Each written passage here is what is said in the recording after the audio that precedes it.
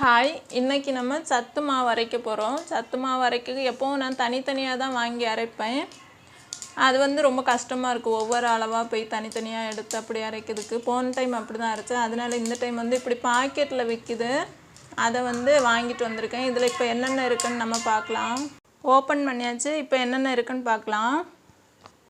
இதில் என்னென்ன இருக்குன்னா, பாதாம் இருக்குது, வார் கோதுமை, முந்திரி பருப்பு, மக்காச்சோளம், ஏலக்காய், பொட்டுக்கடலை, வேர்க்கடலை, பாசிப்பயிறு, சுக்கு, வெள்ளை சோளம், பட்டாணி, கம்பு, கேப்பை, கொளியல் அரிசி, சம்பா கோதுமை, ஜவ்வரிசி, இவ்வளோ இருக்கு.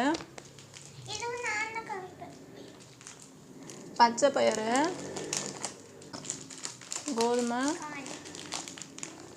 சோளம், கம்பு.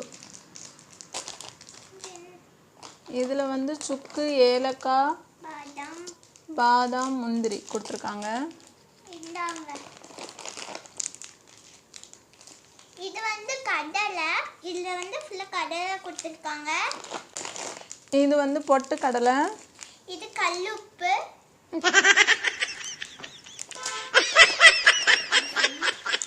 ஜவ்வரிசி, பார்லி, ரெட் கலர் அரிசி, இது கேழ்வரகு.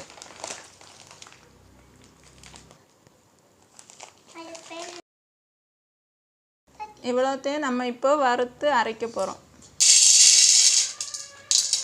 இப்போ ஒவ்வொன்றையும் நல்லா வறுத்து எடுத்துக்கலாம்.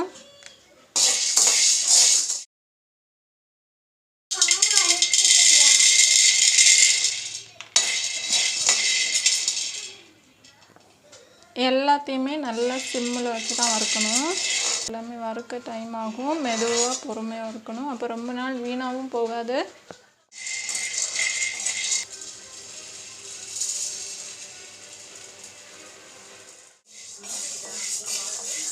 இப்போ எல்லாமே வறுத்தாச்சு. எல்லாமே சிம்மில் வச்சு தான் வறுக்கணும். இப்போ மில்லுக்கு அரைக்க கொடுத்துடலாம். அரைச்சி வாங்கிட்டு வந்துட்டாங்க. இப்போ நியூஸ் பேப்பரில் மாவை கொட்டி ஆற விட்டுருக்கேன். ஆறினோன்னு பாக்ஸில் எடுத்து வச்சிடலாம். இப்போ மாவு நல்லா ஆறிட்டு நம்ம பக்கெட்டில் எடுத்து வச்சாச்சு.